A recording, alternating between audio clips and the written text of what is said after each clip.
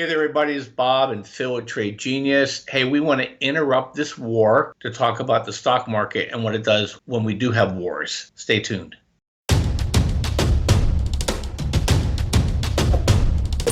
Trade Genius. Hey guys, I want to tell you something that we do that really will change the way in which you look at trading and also absolutely help you increase your profitability and how much money you make. It's the Trade Genius newsletter.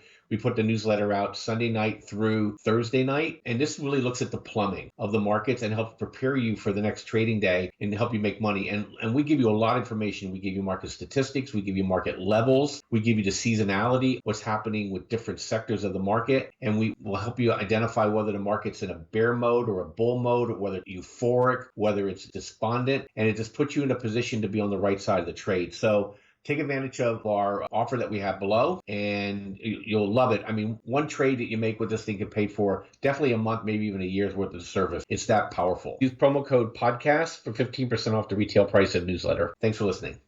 Okay, Phil, time to pat ourselves on the back a little bit. You know, we saw this energy coming. We told people to get long oil on Friday. We showed them the XLE pump there. And then you also said, hey, guys, war is usually green. And that's exactly what happened. We had energy up. We had a little bit of dip in the market to start the day, and then we took off the rest of the day. And I think our normal schedule's at work. But so instead of talking about that at the moment, I thought it'd be good to maybe show people what's happened in prior wars. And I'm going to throw it back to you because you put together some really cool charts. Yeah, so if we look at what's happened in just some of the major stuff, Vietnam War, Gulf War, Afghanistan War are across the top here. And then the Iraq War and the Crimean Crisis in 2014. So you'll see we have a little shaded area there on each of those instances with the blue area there that's marked off by the invasion, which basically means that when we get invasions, we typically, after maybe an initial drop, we just bolt out of there. We don't have the Ukrainian invasion, but you know, if you mark off from that time, we've gone up significantly from that level. So now we're dealing with another one. So the point here being is that you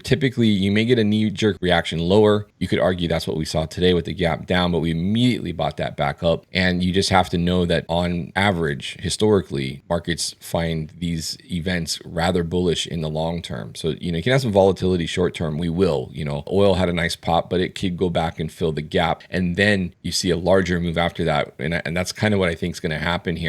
So, you know, you have to have that mindset, and it's a bit counterintuitive, but that's the markets. Markets can be counterintuitive. If we look at some of the technical things too, Bob, you'll notice too, total net call volume is down in the dumpster fires. So last time we were at these levels was January 2023. And if you went long there, you are fat and happy here, right? Because we were under 4,000 on SPX, and now we're well over that. So very bullish readings here. This basically is telling you that everyone's on one side of the boat here. And when the call volume is this low, you got far too much hedging going on the other way on the short side, and you're going to get a release of those hedges as the market comes up. And so I think you're going to see a lot of volatility and a lot of explosive moves higher. And then to go back on what we discussed on Friday, you know, Bob, you had kind of called the narrative on the war, I think, really well. I think that resonated with the listeners. And then we talked about what was going to happen with the market. And essentially, you guys have to realize we came into this big red step line. That's the weekly 50 SMA, guys. Very, very rare for these markets to come down and touch it from above because our markets are so bullish, you know, anymore. So you're going to get a significant bounce. You'll notice the neckline here, this head and shoulders pattern, right, which are normally bearish. And I do think this is going to be the thing that's going to cap these markets. But that also means we can run right up into this level here, which is going to be about 44.30 on ES. The other area too that you have to keep an eye on is the SPX. This is, so you're looking at the futures there. This is the actual index, the SPX. You'll notice we came up today right to this big swing low. So we did see, remember, Bob, we saw some institutional profit taking at the close. So we're probably going to see a little rejection here, and we may ball up under here until our CPI number comes in. And then we'll see what the reaction is. I have a hunch they're going to bust through that no matter what the CPI number is because of basically all of the positioning that's on one side of the boat here. And then we end up closing that gap. And then I think like the very, very tippy top of this, we might poke our head over that 50-day moving average up here. And then we get into that level here. And then that's about it. So I think we're going to follow along with the narrative that war is bullish. This time, though, we may get more volatility. It's instead of like off to the races, we could see a decent rejection off of this. And like, you know, Bob, you were mentioning too, I'm going to kick it back to you because I'm more of like what's going on with the war at the moment and the potential that things could even affect us here domestically, and that could have a negative effect a la what we saw in 2001.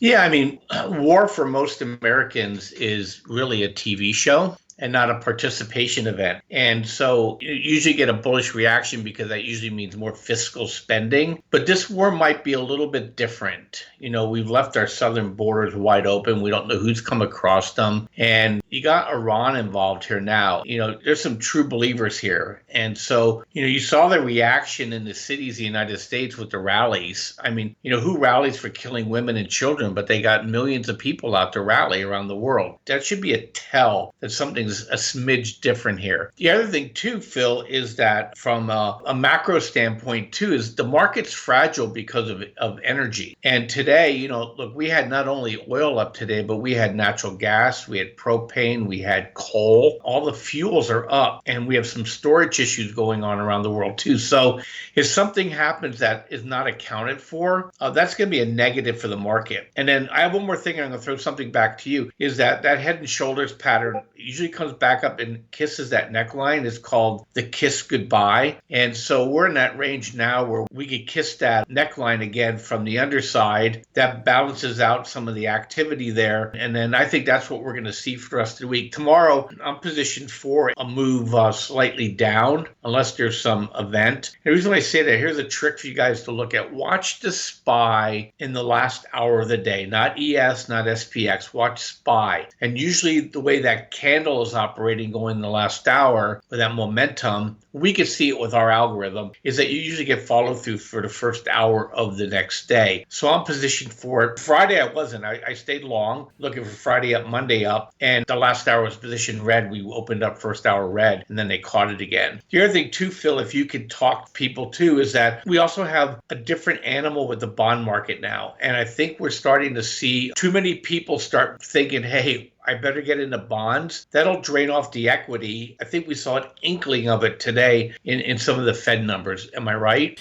Yeah. So if you look in this chart, I'll have you look over on the left. You'll see there's a lot of blue histograms in positive territory. This is the zero line. Anything that shoots down is negative. And what that blue is T-bills. And so if you get heavy T-bill issuance, it's like fuel, nitro for the market. And that's what we've been dealing with. Now, what's going to happen here, Bob, is that we're going to run into this scenario where you see a lot of this orange and red. That's notes and bonds. Notes and bonds are negative for the stock market. And you'll notice if we see a lot of T-bill issuance that gets, or not issuance, but redemption, then you're going to get negative T-bill action. So we saw this really heavily at the beginning of, or I should say the first half of 2022. And, you guys can look on your charts. That was not pretty for the stock market. We're going to get back into this, guys. We haven't seen this issuance on the long end in a long time, and it's coming. It starts tomorrow. You won't see the net effects of that because it takes about a week for things to settle. So you won't see the effects on the treasury balance, which is going to be negative for the markets. So we need to keep a close eye on the reverse repo, on the treasury balance. And for those of you guys that bought the package that has the net liquidity flows, you guys will know exactly what's going on, how much of that is going on. So if you guys are interested in that package, head over to tradegenius.co and look for the net liquidity package. You guys can subscribe to that. So Bob, I think this is going to compound the issues. I think we're going to have an initial rally, wartime rally, which is standard operating procedure. Then we're going to roll over.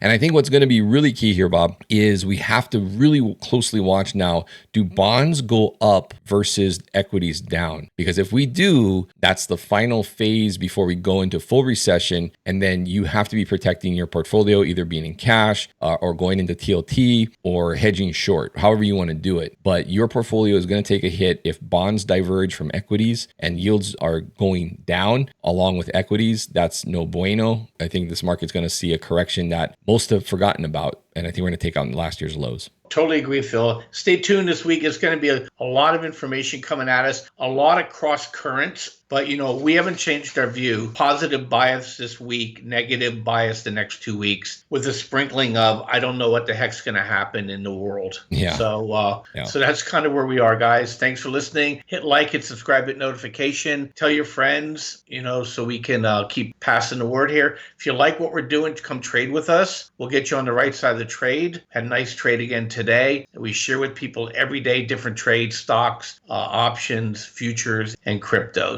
So Have a good one. We'll talk to you tomorrow. See you.